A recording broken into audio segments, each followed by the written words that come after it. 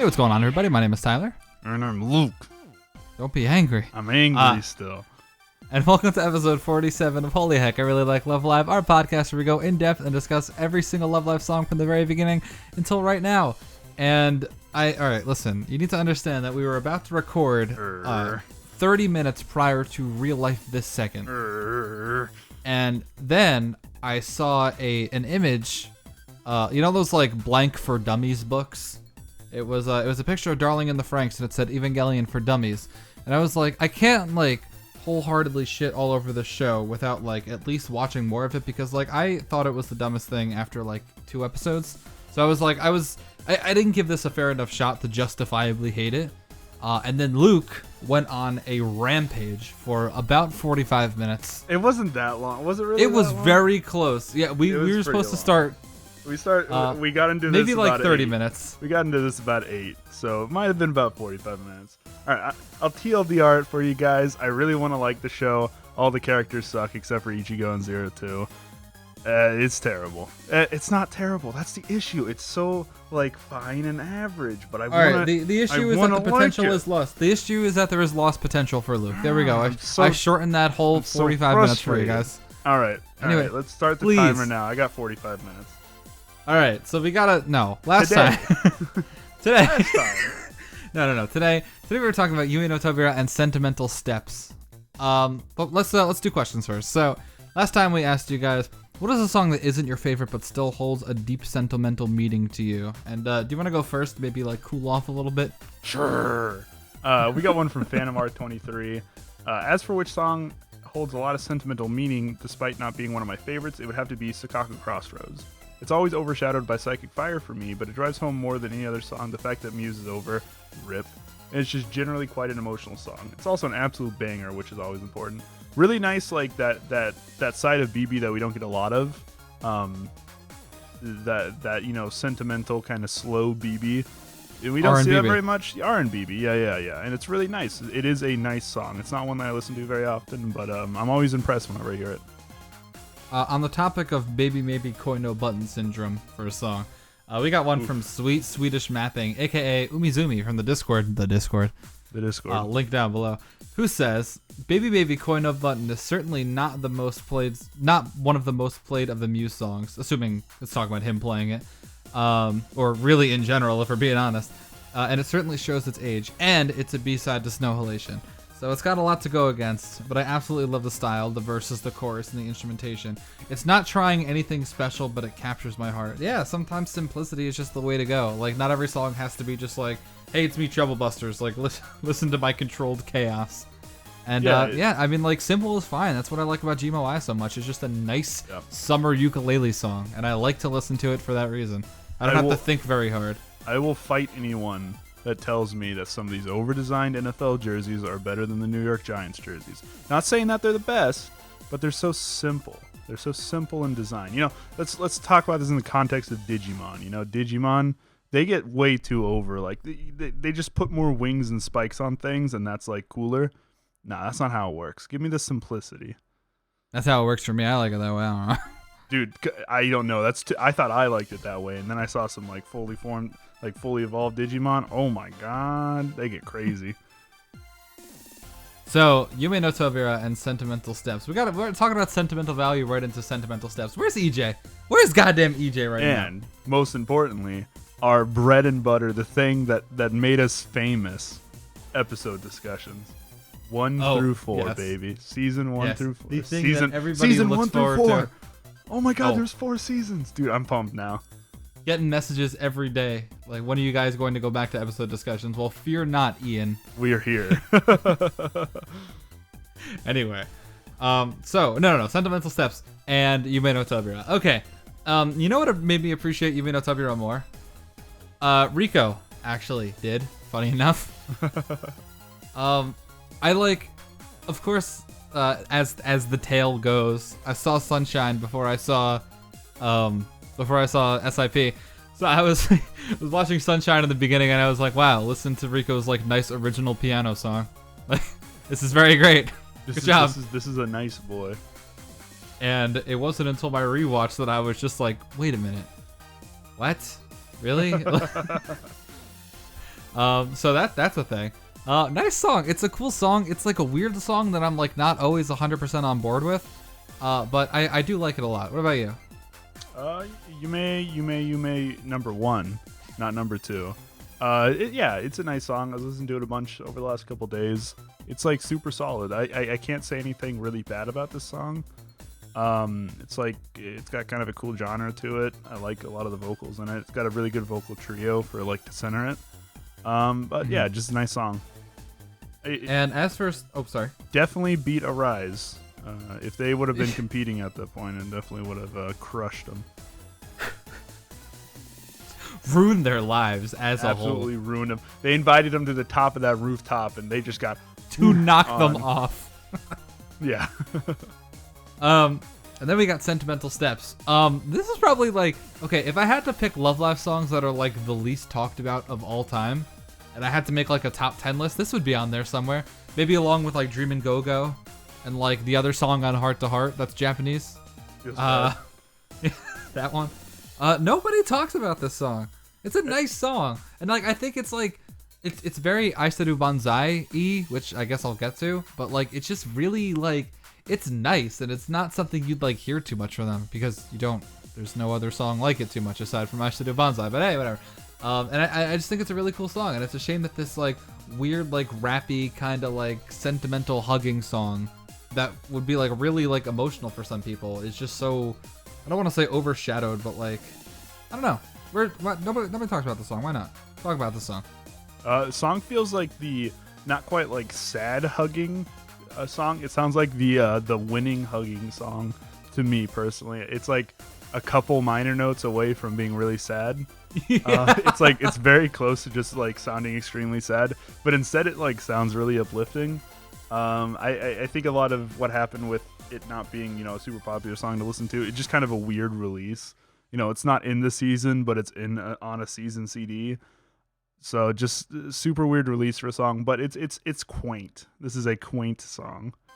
I bet people were having the same kind of issues we were. We were like, what are they going to put on the next CD? Like, we don't know.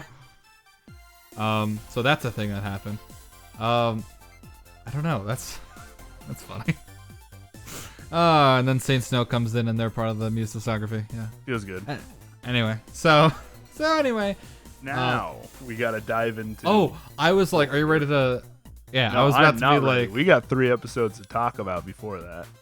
All right, so episode 1 of season 2. All right, I mean, for those who just joining us who haven't been around for this before, please don't take this too seriously. Take it super seriously. Critique us fully down below. If we miss anything, which we will, because all right. Let's fess up here. The last time we did this, we were like, next time we're watching all the episodes. I texted Tyler yesterday, or like last week. I was like, yeah, we got Sentimental Steps and Yume no Tobira, and I was like, you ready to watch the episodes this weekend? He was like, hell no, and I was like, all right, same. I'm in the same boat. So we're reading off the wiki this time to remind us of things that happened. And also in our big brains, we got big library brains over here. We're going to pull out our favorite parts. I just like, I like your honesty, honestly. we gotta tell them the truth. We gotta have full transparency here with people watching. Yesterday, or 2 days ago, after we started, we ended the bonus episode with like, oh, we got to talk about episodes next time. And like one of the last lines we said after like the actual goodbye was like, gotta watch this episode. And there was some agreeing going on. And the second we hit the stop button, we were like, we are not watching those episodes. No, you said I'm not watching them, are you? And I was like, hell no. Yeah, there we go. Not that we don't love it. It's just I'm not really. I don't know, man. Not this time. Okay, shout out to this first episode, Love Live once again, though. Real quick shout out. Song's quaint. We got a lot of memes from this one. We got Hanukkah stopping the rain at the end. Yes. I'm gonna go in reverse order of when they happen in the episode. We got the Nico Hanukkah race up the stairs. Always forget like kind of where that happens chronologically. Thank you, Wiki, reminding me. We got the greatest Demo D video to ever grace the earth. If you Demo guys haven't D. seen it, have you seen the Demo D video of Hanukkah becoming the school council president? I've seen douchebag canonically. Chocolate. Oh, Yeah, his own name is Okay. Douchebag Chocolate. You know, the one where Yeah. he's voicing all the characters. Very good video. Go check it out. My boy Demo D's best anime YouTuber. Hasn't uploaded in like 40 years. Hashtag bring back Demo D. I like we got community notes section right here that's like Honika's unusual ability to stop the rain is a callback to the OVA episode. I don't think it is a callback to the OVA They episode. picked up some magic in that episode, dude. That's why they won. What if they picked up like a luck charm or something?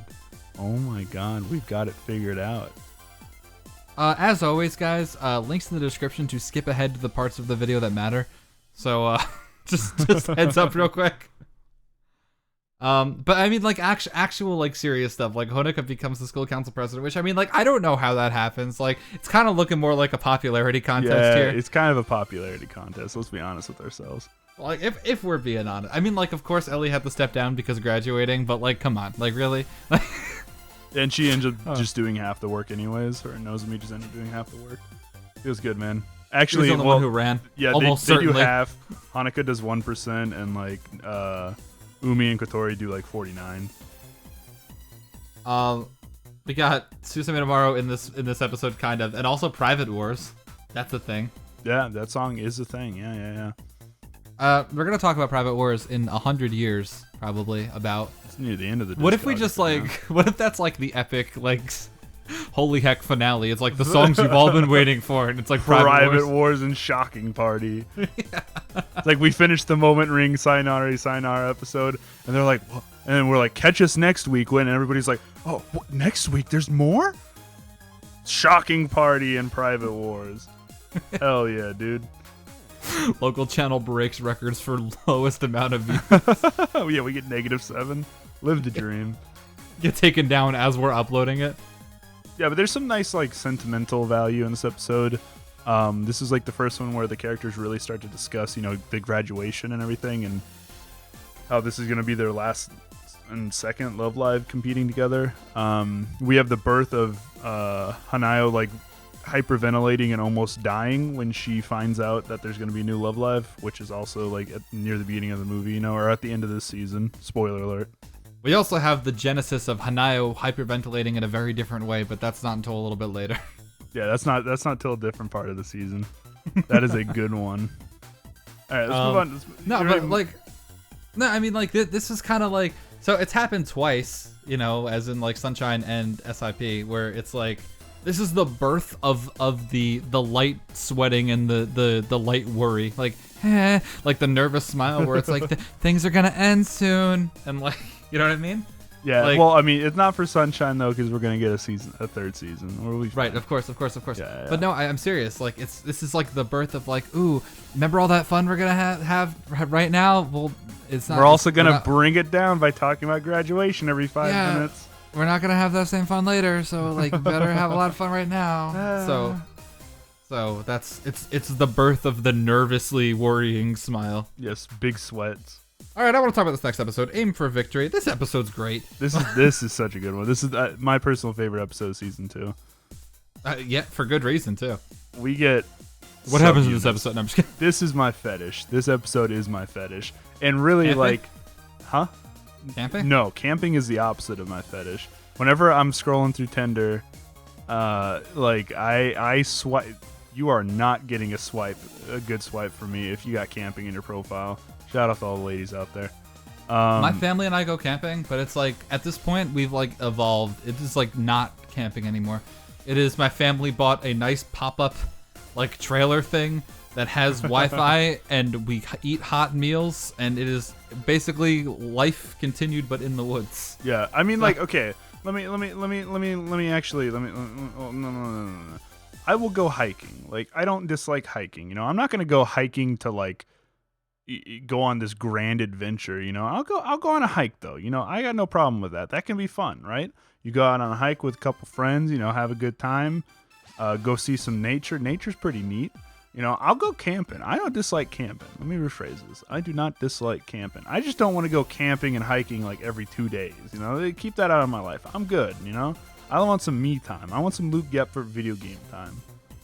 I feel that, which is why camping becomes Tyler Henshin video game time. We just fucking name dropped ourselves twice. I was gonna say it, and I was like, "There's no way Luke just said his last name," and then I just realized that Luke said his last name. I was like, "Oh, I don't care. I've probably said it before." Come find me, kids. Let's get into a fight. I'll kick your ass, kid. All right. If you come to Alaska, we will in fact hang. Aim for victory. We have the training camp episode up in the mountains in Maki's Rich House #2. And we get subunits in this, very cool. It was always a big disappointment for me in season 2 of Sunshine that we didn't get a subunit thing. And we get a really cool, subunit forming. Everybody kind of gets broken off into different groups, and they just so happen to be the subunit groups. Oh.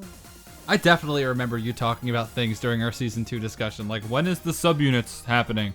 Yeah. And kind of the closest thing we got, was the second year is just going to die while everyone else wrote My Tonight, which is not subunits, not at even all. close.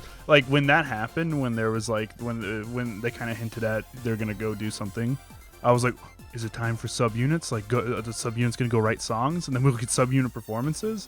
And dreams. And then also Awaken the Power happened, but then that also ended up being a full unit +2 song. Yeah, I'll never get but my anyway. dreams. Anyway, the real important part of this episode is that Maki does believe in Santa, and for anyone watching, Santa is real. So that's good. I remember. Spoiler alert: he's real.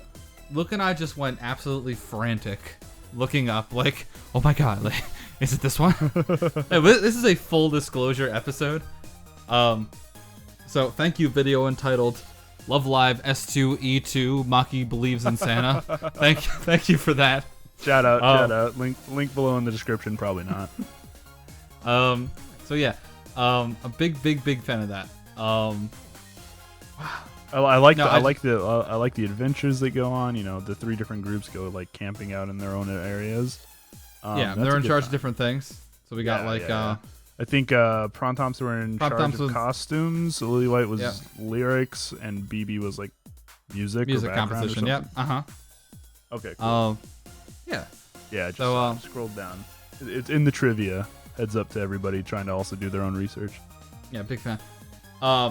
And then everyone just steps up. They're like, wait a minute, we're having trouble. Let's stop. And the big leaders are Maki, Umi, and Kotori, which are not the designated subunit leaders except for Umi. So I don't. Yeah. I think that's a neat little parallel there. Nozomi leader when Rin's not gonna do anything. She's just running around in circles. Exactly. Yeah. Another hot meme from this episode is we get the classic scene of Nico chasing the squirrel for her little armband. Big fan of that one. Underrated Nico scene. Mm-hmm. Other than the novelty of this episode, not a lot really happens, but the novelty of this episode is so important. Oh, there's gay. There's quite a bit of Nico Maki gay, but really other than that, not a lot happens in this episode. But it's got novelty, and we'll take anything that's got novelty. This episode does really this episode is pretty next level though in terms of so we've all realized that Love Live just happens, right? There's been a lot of discussion of Maki's magic piano that is magically able to compose every song and stuff like that. But obviously Umi's been writing the lyrics behind the scenes. Obviously it's not them in real life, of course, because it's not. But this is a really real thing that they certainly had to deal with all the time, just the creative slumps. You know what I mean? Oh yeah. So I am, I'm happy that they included something about it, basically. Yeah, it's a cool little tale to tell. Mm-hmm. That being said, it's probably never heard from again and will never be. But anyway, I can't be serious. Give me girls going, and I'm happy. The Door to Our Dreams, Yume no Tobira. It's the name of the episode. Wow. Shocking party's in here again. Here it is. Oh no, it is. It's a shocking party, not Private War. Sorry. It's back to perform once again. Oh man. You know, the highest quality lyric video of any Love Live song to ever exist is either Shocking Party or Private Wars. That's how much I listen to either of them. It is like incredibly high budget. Like it shows like the next lyrics coming in like a really like sick editing way. It is a great video, and I'm so upset that it is for an Arise song of all things. It's probably because the person spent all the time on it knowing that it like wouldn't get deleted. So like Landis is like, you can keep it up, buddy. It's cool. So this is a very, very important episode, of course. Because this is where, I mean, this was like the roadblock last time, right? Yeah, and something that's mentioned, you know, before this episode, I think, and it gets mentioned again, you gotta like completely write a new song. That's a new qualifier, part of the qualifying process. Because now that Love Live's gotten so big and so important, you need to write a new song, you know, to cull the herd a little bit. That's why they're writing the song in episode 2. So yeah, they go on stage and have to perform this whole new song, and Arise for some reason's like, hey, instead of like being at your shitty venue, why don't you come to our sick venue? And they do, and they're really good. Like, this is the anime equivalent of like doing your essay the night before. This is the like equivalent of, you know, I don't want to spoil DBZ for you. Actually, I was gonna make a DBZ reference, but you know what, I can't spoil nice it. Of you. You know, we'll stop there. We'll stop there, and nobody else gets to know the reference either. So, Arise, I'm like not okay. I like what Saint Snow became. Like, I thought Saint Snow were gonna be like these big bad, like, you know, they create like it's impossible for you to even come close to us kind of rivals, and they were for season 1. And then in season 2, I thought it was gonna be like this big finale, like Masaka, like, you know, as they like lost, like impossible. But I gotta say though, like I really like where Saint Snow went, you know? Like, I really like the addition of, like, you know, giving them characters, giving them a song, giving them more songs, and then eventually leading up to Hakodate Unit Carnival. Awesome. Big awesome. That being said, I'm not a big fan of Arise at all. I feel like they wanted Arise to be what you just said, and they like committed to that pretty hard. But like I like that they went a new experimental route with Saint Snow. Yeah.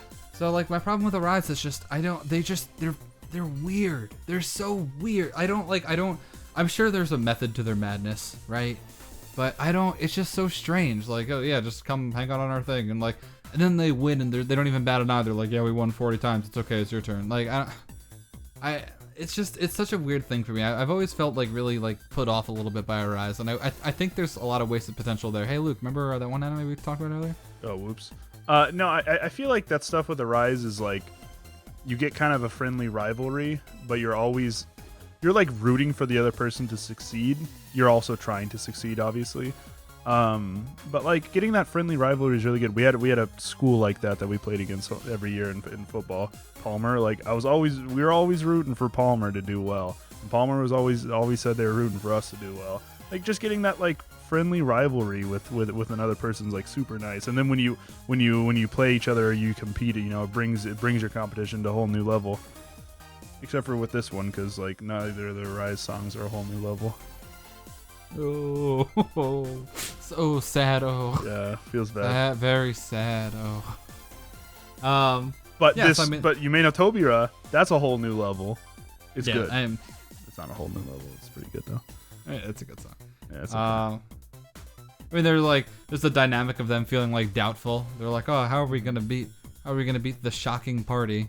And then they all realize that the show is based around them. Yeah, this is the final season. And they're like, oh, hey, they're getting a season 3. I'll call it right now. Next year, 2019, that's the year of Muse's return. Anyway, here is can I do it? I've never played this before.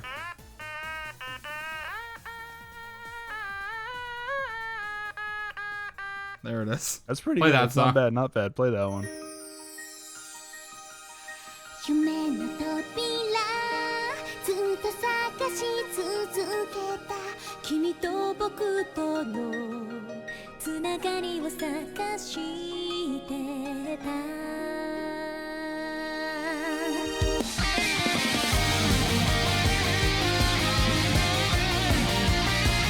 It's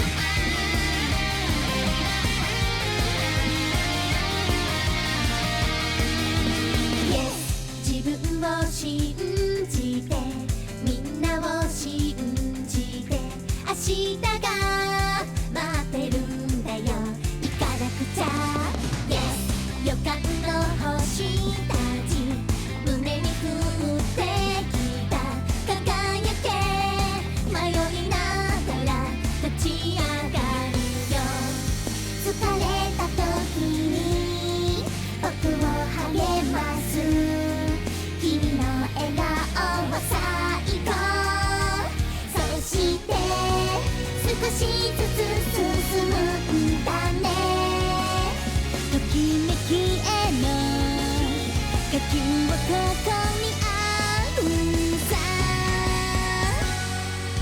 夢の扉誰もが探してるよ出会いの意味を見つけたいと願ってる夢の扉ずっと探し続けて君と僕とで旅立ったあの季節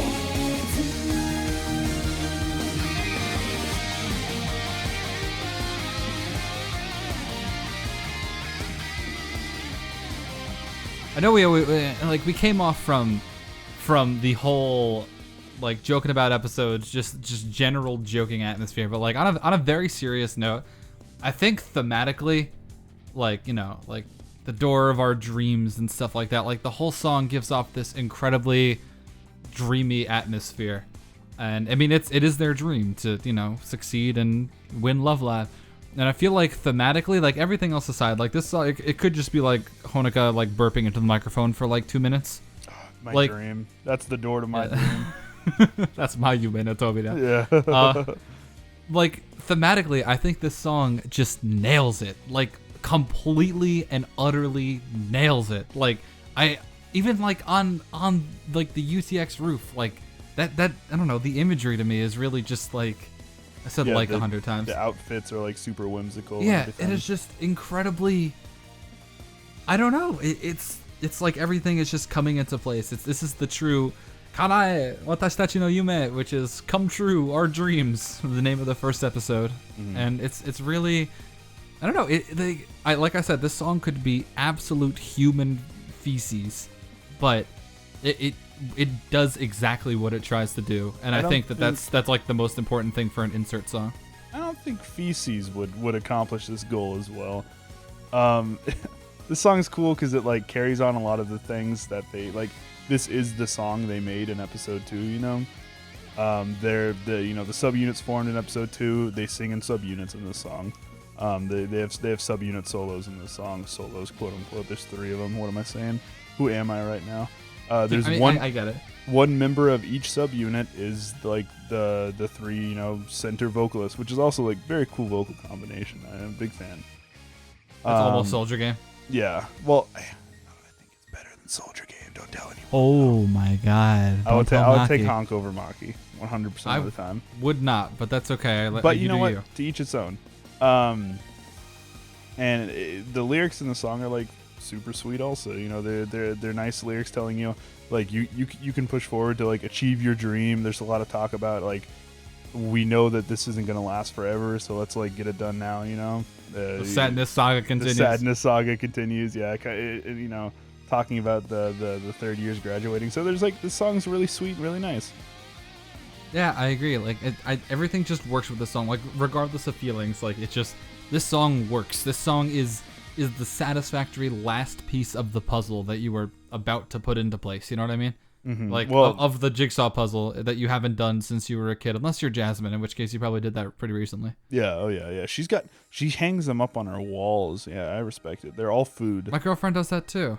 Except they're not all food. Fan. She's a large food. I asked her one time, "What do you want for your birthday?" And she was like, I just want food puzzles." And I was like, "Okay, I respect that." That's what. Yeah, our friend said that in group chat too, and she's just like, "I want puzzles of food." And like, did she just say that to you? Yeah, she said that to Because I was over at her house one time. I was like, "What do you want for your birthday?" She's like, "Food puzzles." I was like, "All right, we can get the job done." We were all like, easy. How many of those can exist? And then we found out that is very much a genre. Yeah.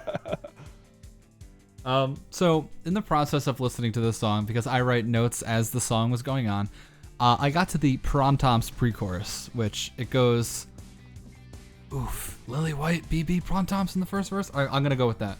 That sounds that's right. And then Prom Toms is the pre-chorus before they all sing in the solo, or in the chorus. Sorry, and the harmonization in the Prom Toms part is like incredible. Like it is like this is what our ancestors told stories about. Like it is great. And then I got to the chorus and I was like, wait a minute, it's all great. Like I just realized. So like real talk, if you want to listen to a song where the harmony, I mean this is just a personal recommendation, where you want to like get into listening for harmonies and stuff. I feel like this is the perfect place to do it. I don't know, it's just absolutely, I don't know, it's not too loud, it's not obnoxious. Like Kotori's solo mix of Snow Halation that I love to death, but man, are the harmonies loud. Cursed. It's not cursed. It's nice. Cursed. No, it's cursed. And I just think it just everything works really well. I know I keep saying that, but man, like it really does. I think my personal favorite part of the song. I'm usually kind of guy that likes vocals more than anything else, but I think my personal favorite is the cymbals, and the song's got a banging percussion all the way through. Like most Love Live songs, but just here in spirit. Yeah, the cymbals in this song are like super cool. Whenever they yeet on those cymbals, they tend to like echo out, rather than like held immediately and like told to, hey, can you fuck off? They echo out for a little while, especially whenever they switch subunits. The drums will like go yeet real hard, and then the cymbals will like echo out for a couple measures. And big fan of it. Super big fan of the percussion in this song. I just imagine you like in a upper level music theory lecture hall. It's like, all right, yeet on those drums, like just instructing here. Now, what do you think the drummers did here? Raise my hand. I think they yeeted very hard, sir. They yote. I think they yoted super hard on those drums. No, just yote. They yote. No, yoted. Whatever.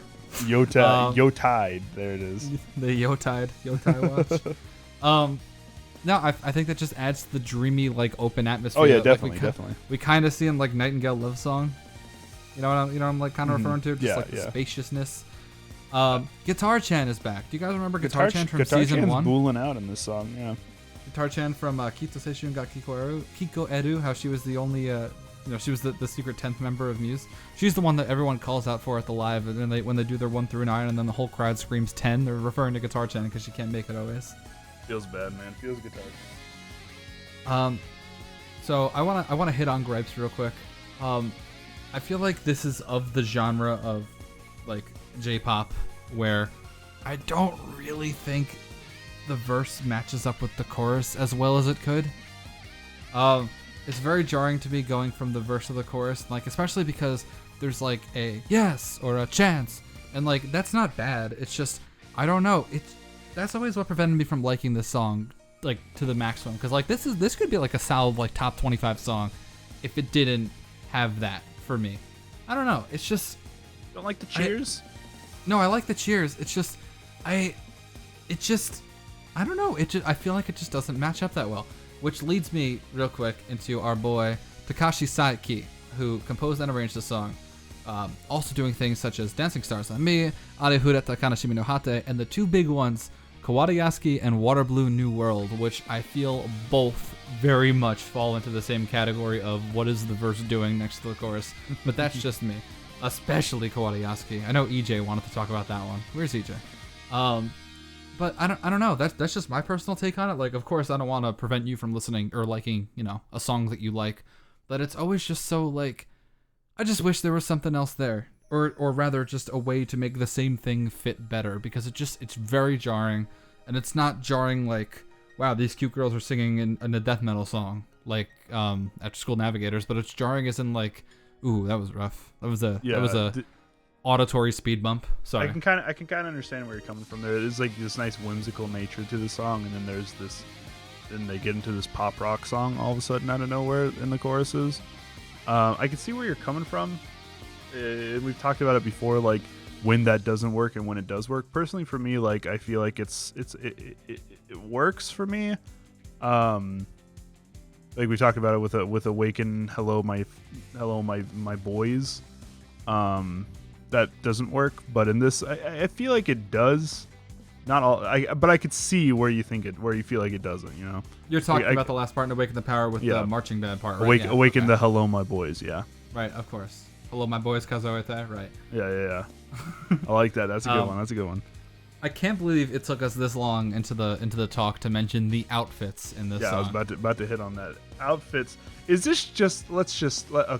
Okay. Quick top 3 on the spot. You got 5 seconds after I do mine. Of what? SIP2? Of just like Muse outfits. I know. You're on the spot. 3 Wonderful Rush. 2 this one Snow Halation. Go. 3 Bokura wa Yume no Naka de. 1 Mississippi. 2 Mississippi. Hold on. No. That's throwing me off. 2. Is it Snow Halation? It's probably not Snow Halation. You're taking too long. Make a decision. All right, well, I can't decide. All right, Yume no Tobira's on here somewhere. Is it 1? It might be 1. It's probably 1. It's 1. And 2 is probably Snow Halation. We're gonna go with Snow Halation. Easy. Wait, what did you say? I was too focused on making mine. What was mine? Number 3. Oh no. Number 3 was Wonderful Rush. Wonderful Rush. Yume no Tobira, Snow Halation.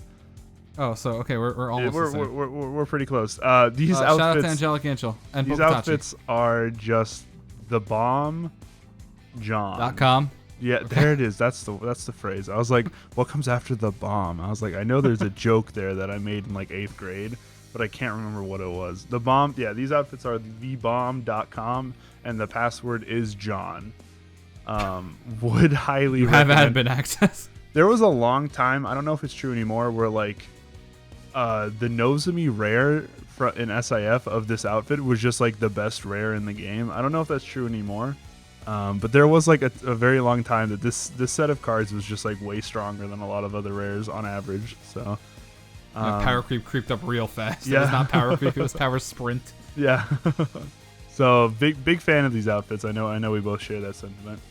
Incredibly great. Everything like from the veil that's a different color. They're all different colors, by the way. Do you know that? Not all of them. They're groups of 3 different color. Not organized in any way. They just are. And the flower crowns. The flower crowns are what really makes it for me. I remember like someone asked me before I was like into Love Live, but like I like kind of knew their names. They were like, "What?" It wasn't you, oddly enough, Luke, but it was like, like what's the best thing here? And I was like, I like when Nico has like the outfit where she has like Mickey Mouse ears. And it was Yume no Tobira. Here it is. So big fan of that. But anyway, like I said before, this song for me is a not one of these, but one of those. One of those referring to like, it's okay to listen to the whole song for a select part. It's on Gucci. Where this for me is a listen to the chorus only zone. That's just me because I like it a lot. I respect that choice. Over the last week when I've been listening to it a lot, really gained a newfound respect and love for this song. Big fan of it. I can't say it's in my top 20. Like I would normally say a song like this is in like my top 40 or top 50. It's probably not, just because there's 181 Love Live songs, and that's okay. One thing I did want to hit on with the solo, is it like an ice level? It sounds like an ice level synth. You know what I'm talking about? Like this is Sonic the Hedgehog and like the first synth that happens. I see what you're saying. I was like ice level. I thought you were talking about like like some kind of weird volume thing. Okay, no, I know what you're talking about. The bing bing bing bing. Yeah, that's yeah. No, I'd agree with that. Yeah. It is ice level synth, and it bounces back and forth between like that and the guitar, and like I feel like there's definitely a metaphor hidden in there somewhere, as in the parallel between dreams and reality. But let's just call it a guitar solo and a synth solo. I think that'll do. Yeah, we'll leave that to Styx and Dextroid Fuller. Yeah.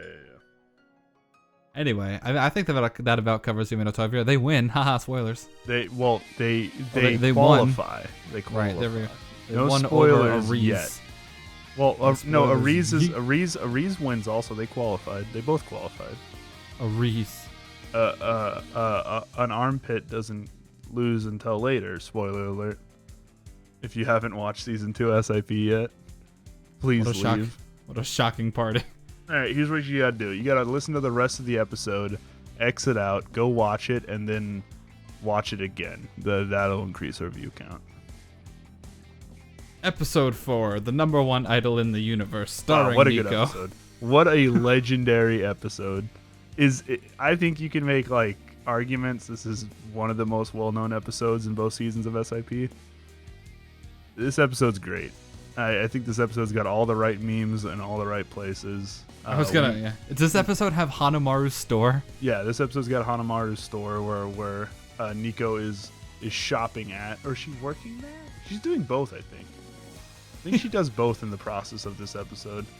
And like it's like this really, I don't know if it's a Japanese culture thing that she's taking care of her like family and she doesn't want to tell them.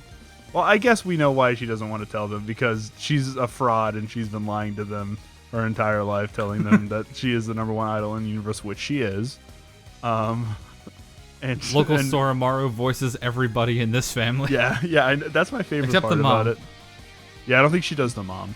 No I saw some post somewhere that like the mom voiced Masato, was it?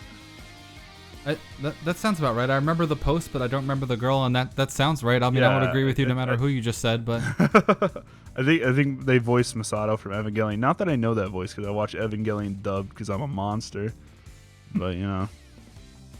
I like the Nico final live at the end of this episode. Yeah, dude. Big fan of that. This is my final. After this, I will never have another solo album. You never had another solo album in the first place. You're a liar. You've been lying to your family. Her mom knows. Her mom 10,000% knows that she's a little piece of shit. Not that Nico's a little piece of shit. She's our piece of shit though. I really like. You want to talk about iconic? Let's talk about the scene where Nozomi's trying to squeeze past some vans. All right, you want to talk about iconic? Let's talk about what is his name? I don't think you mentioned the Booger. word. Yeah, I don't think you mentioned the word iconic, and I was just like, "Do you want to talk about it?" Like, here we go. Here's iconic now. Is it Kotaro? Yeah, Kotaro. That's our boy and his booger. Kotaro, Kokoa, and Kokoro. Okay. All right. Those are our boys, dude. I don't know and who Nico, they are. A little less sophisticated than the other ones. What's Nico mom's name?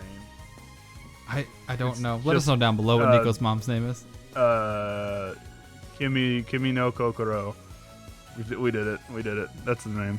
And at the very end of this episode, we get our performance of Sentimental Steps by Nico. Yeah, it happens. There's a song in this episode. This song tilts me.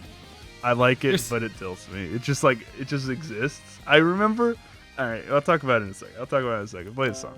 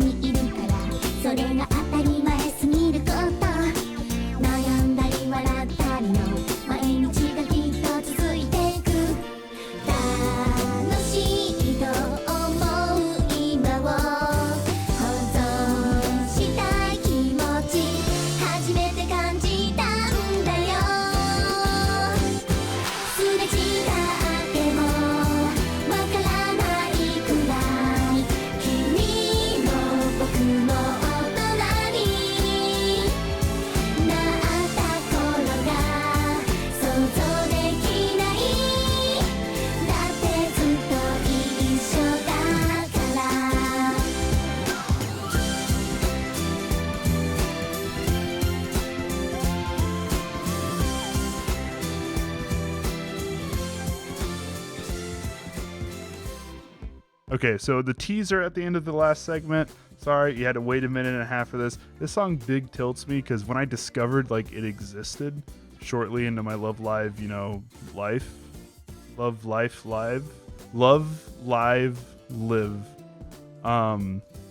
was just like, how did I forget a song happened in this show. I feel bad now that I like totally forgot about the song. So I like was the song skimmed that through a bunch bad? of episodes.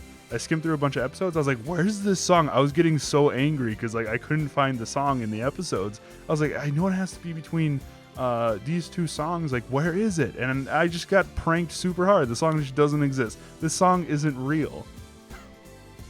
Final verdict.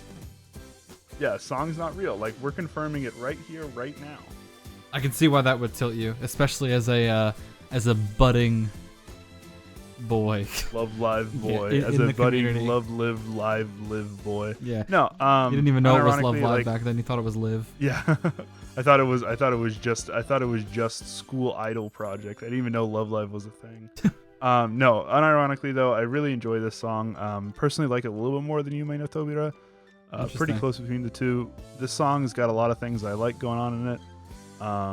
There's not really many negatives I can point to. It's just a little too relaxed. You know me, I'm a red-blooded American. I like my action in my songs. I like my anime OPs. This song's too lame. This song's an ED. Yeah, oh yeah. This song, I made the joke earlier. This song's 2 or 3 notes, minor notes away from just being the saddest song, but instead it like creates this very uplifting tone. You know, it's very like, Tyler mentioned it, the sad losing song. This feels like or whatever you said something along the lines of that. I don't 100% remember, but this song feels like the like happy victory song. Like, that's what I'm talking about. I'm talking about like this is like the equivalent of when people play "We Are the Champions" at like anywhere. Exactly. Yeah. This feels like the happy victory song, the emotional victory. You won in a blowout. It wasn't a close game, so like you don't get this dramatic song at the end, but it's a good one. I'm really surprised for you mostly. I think this song is like ridiculously tonally similar to Aishiteru Banzai. And you're talking about liking the song a whole lot, where Aishiteru Banzai sits squarely in your bottom 5. Yeah, that's pretty tragic. Somebody was like, "Where do you got Aishiteru Banzai?" And I like made a joke. I was like, "Bottom 5," and then it was like actually number 5. Yeah, and then it was 5. if you count out Shocking Party and Private Wars, it was like actually 5, and I was like, "Oh, now I feel bad." I think it's so interesting. I think these are like really similar, like very very similar.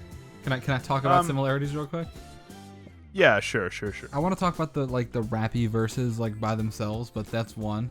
Where it's kind of got like a nice swing to it, and it's not necessarily like precisely on like every beat where it should be. And that's like the main one, honestly. The chorus gets a little bit higher as songs do. I mean, that's more of like a music thing and not a love life thing. And then the last part of the song, during the acapella part, there are times where I find myself like literally singing the Aishiteru Banzai like la la la la la la la la la la over it. Like, it's bad. What were you gonna say? Yeah, the thing that I don't like about Aishiteru Banzai that this song doesn't have, I like piano to be accompanying the instrumental, like to be a part of it. I don't necessarily like piano being the star of the instrumental as much. Okay. Aishiteru Banzai, I have no problem with like that song vocally. I like that song vocally. Just not a huge fan of the instrumental in that song, and the instrumental in the song just does it a little bit better. I understand where you're coming from with like the similarities, but I just feel like there's a little bit more of what I like going on in the instrumental. Like there's a sick kind of like acoustic guitar happening throughout it, especially when like the beat drops, quote unquote, when it gets a little bit harder, and by harder I mean not at all, but still harder than it was just 5 seconds ago. It goes from the softness of like a nice little plushy animal to like the hard plushy animal that you have at grandma's house. Yeah, you know? It's like a weird beans. It's like a Nesso. Yeah, it's filled with weird beans rather than down feathers. And I just like this instrumental a little bit more. Aishiteru Banzai, I think at this point I dislike it less than I like say I dislike it, just for the meme. But like this song just does it for me a lot more. You know, this song is definitely not like a top 10 or top 20 song for me, but I really enjoy the comfy air that this song gives me. Yeah, it is very. You kind of hit the nail on the head there. Like it is pretty comfy. I like the I can't get over the like rappy verse. Like I think that is by far my favorite part of the song.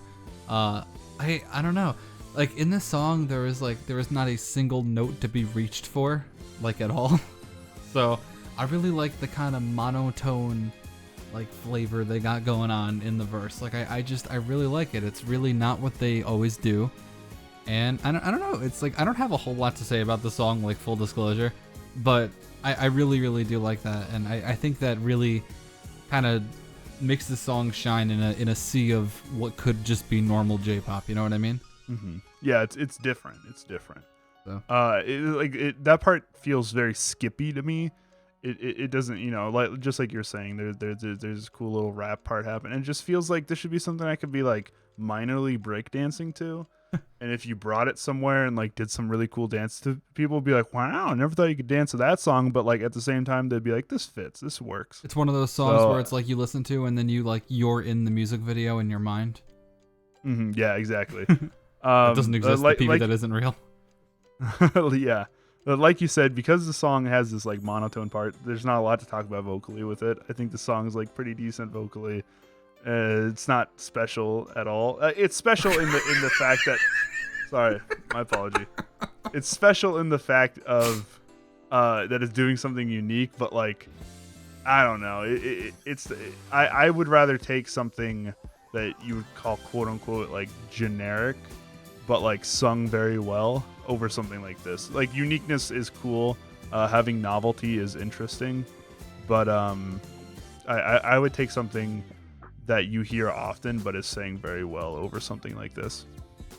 It's got the classic nice happy victory song, pitch it up in the last chorus thing, where the last chorus is slightly higher than the other choruses. Mm-hmm. Yeah. This song was written from a textbook. Yeah, a textbook on victory songs. Queen actually came in and wrote the song. Queen did "We Are the Champions," right? Yes. I'm not. Is that correct? I don't know 80s rock bands, 80s and 90s rock bands, dude. I can't tell you anything. I don't like 80s and 90s rock. I don't like 80s rock very much. I'm a huge fan of 90s rock, but I don't actually know when "We Are the Champions" came out. Hold on, wait. Small intermission. Here we go. Here we go, boys. The Champions release date.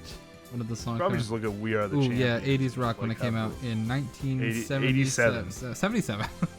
77. Holy. When did Open up the phone. What's up? When did the lead singer of Queen die? When did Freddie Mercury die? Freddie Mercury. Yeah, Freddie Mercury. November 24th, 1991. Oh, okay, wow. When did he get AIDS? When did we're going. This is. You guys don't gotta go see that movie Bohemian Rhapsody. We're answering all the questions for you right now. I want to see Bohemian Rhapsody, like big a lot. It looks kind of dope. Yeah. And lastly, to end out this review and to end out the songs. Whoa, wait. When did he get AIDS? I don't know. I'm not googling that. I thought you did. All right, you know what? I will Google. Hold on. You're you know what? I will me. even text to speech it. Okay, Google. When did Freddie Mercury get AIDS? 1987.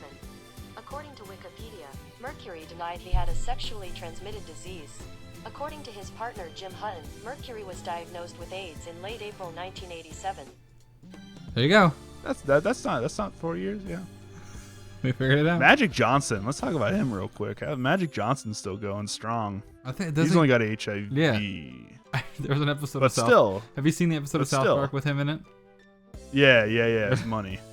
That's the classic one. But still, like, what? He got in the early 90s, so almost 30 years of having HIV and not getting AIDS. Like, that's very peculiar. It's got to be the money. That guy's worth so much money. Anywho. Holy heck, I really like biomedicine.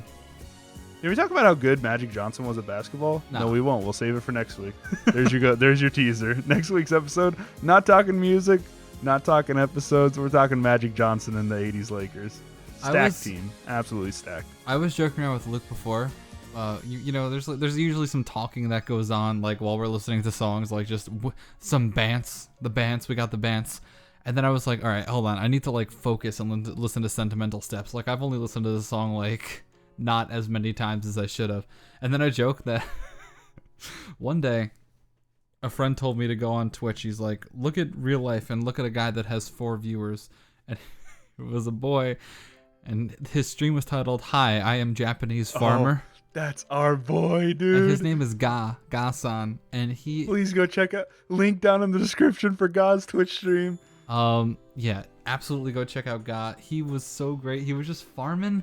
And, like, he would, like, stop, like, once every, like, 3 minutes to look at chat, and he'd answer in, like, the most broken English. Like, he'd just, like, come back and be like, I found a frog. Dude, I got the Twitch clip. I have the Twitch clip of him trying to say, holy heck, I really like Love Live. Do you really? Please say, holy heck, I really like. Eh? Please say, what is holy heck? 私はラブライブが本当に大好きだ. What a classic. We didn't even have to donate for that. Classic. That's our boy, dude. Yeah, he was just driving to Tokyo, I think, and he was just playing Love Live music. Oh, yeah, that's where the story's going. Yeah. Sorry, go on. Finish. And I asked him, can you say, holy heck, I really like Love Live, and that's what happened. So anyway, that he was like, we knew he was like into Love Live because of like some of the stuff I don't know. We knew he was into Love Live for whatever reason, and he was like, he started a stream one day. He's like, today I drive to Tokyo, and then he like started driving, and he's like, okay, music, and he started playing music, and it was Yume no Tobira, like the CD, and eventually it just Yume no Tobira and Sentimental Step finished, and then it went on to the off vocals, and he's like, okay.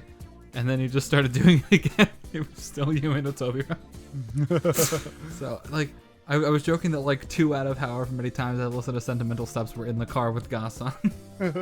Ga is, like, such our boy. I love Ga so much. I watched him play League one time, and he was, like, getting really mad at one of his teammates, and he was just, like, he just typed in chat in English on the Japanese server, "You suck," question mark. You suck? Like, Ga is our boy, dude. I love that guy. He is Japanese farmer. What did we tell him? We told him to say...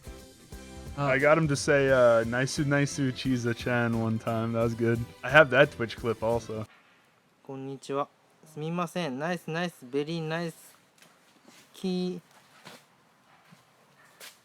ーはナイスナイスベリーナイスケーサーちゃんカエサーちゃん That's our boy, dude. I like half of my like logged Twitch clips are just like God Twitch clips. We had him say something else. It was like... We had him say like 420 big weed or something. Like Yeah, no, the clip that you guys first sent me, like to introduce me to Ga when I was like off doing something else, and you're like, dude, check out this guy. Oh God, holy heck, I really like Ga. I think it's Ga01 or something is his Twitch. GAA01, I think. Yeah, we will absolutely have link a link down below because I love this man. Oh man, if you can speak Japanese fluently, please tell Ga how much we love him. he is a legend amongst us. All right, I joke about this often, but I legitimately think we spent more time not talking about Sentimental Steps than talking about Sentimental Steps. I think we got about 7 or 8 minutes of Sentimental Steps. So we're cresting the edge right as we speak. We're at 14. We just hit 14. I meant to mention the TikTok-y boys in the beginning and the end of the song, but you're right there. I mentioned it. meant to mention the creepy girls giggling down the hallway while I love it. It's less horror movie and more nice. That sentence was a horror movie. Holy hell. Question. All right, our question for you this time. Okay, in spirit of Yume no Tobira being like really cool group work, right? This time we thought we'd ask you guys, what is a song in particular that you just think the group work or any really particular solo work, I guess, really? Like we're more talking about groups this time, right? To kind of both, you know. If you think there's a really cool solo, you know, order what or kind of like, you know, you can throw that in there. What group / just vocal arrangement in a song do you like a lot? And Luke, do you want to go first? Sure. We talked about my song last week actually in Date Date Umujo. I really like the combination of Ellie, Ren, and Umi. Really cool combination. 3 of the best singers in the group, arguably the best singers in the group. But more than that, I really like the talking solos that are almost at the end of the song, right before that final solo between the three of them. Just like a really cool work between all the girls. You know, they all get their moment to shine, but the payoff in the song is being able to listen to Umi sing and serenade me with her voice. Give it to me more. What I just gotta like go into training right now and become the best Japanese wrestler. I gotta win the belt, and then Mimarine will love me, right? And then worst comes to worst, by that time you'll have like a very decent salary, making at least $100,000. In which case, if your plans fall through, you could just date Uchi. Yeah, worst case scenario, like I end up in great shape and make a bunch of money, you know. And date Uchi, that's the important part. Yeah. All right, Tyler, what about you? What's your song? My song is the Aqua's Christmas song, Sei Naru Hi no Inori. And this is kind of like picked in EJ's spirit here. If you listen to Sei Naru Hi no Inori, your first thought isn't like, wow, like phenomenal vocal work, like this song sounds easy, whatever. But like EJ told me that this was like by far the if you don't know, EJ maps like all of the songs like as they come out. That's kind of like his duty. Like it's our duty to talk about it. Duty. It's his duty to just like map like who sings what. On Ganba Hubi, if you don't know what that is. And he was like, this song was like a hell nightmare because the groups are so weird. We have it's normally like the first year's harmonizing, but sometimes it's not. And then every time up to that part, it's been the first years and the second years and the third year singing, and then like the first year's harmonizing. But then one time in the song, it's Yo, Kanan, and Mari, and then Chika, Rico, and Daya, and the first years are nowhere to be found. It is a weird thing, but it works, and that's all that matters. Fun fact, on Gamba Hubi, this is gonna sound like an advertisement. We're not being paid by Gamba Hubi. Millions. We're making millions. There's like an easy, medium, and hard setting of like just about every song where you can like you gotta guess who sings what, and like, you know, it's fitting. On this song, there's only hard and insane, so that's that. So yeah, good times. I really like the group work in that song, and I really like how it just kind of gets all cracked out at some point. Big fan. So join us next week for episode discussion, the important part. Episode discussion 5 through 9. EJ with a question mark because we don't know when he's gonna be back. So maybe that's a surprise for EJ, us too. One of the next 2 weeks. We're not sure. Maybe both. I don't know what will happen. And Lovewing Bell and Dancing Stars on me. I was playing some God of War like yesterday, and someone in the Discord, I think it was Roro Mia, like loaded up the music bot with just every Rin solo mix, and I've like never felt Lovewing Bell as hard as I did yesterday when I was like fighting some wolves over and over again and kept dying, and like it was just like the nicest time I've ever listened to that song. It kept me calm while Kratos was enraged. So yeah, catch us next week for that. And wow, what an episode! What a no content episode. Yeah, this was a good one. We had some fun on this one. And you know what? That's all that matters. If we're having fun, you guys might be having fun. Maybe. And we take that gamble. Sports gambling is now legal. Gamble on us. This show sucks with a question mark.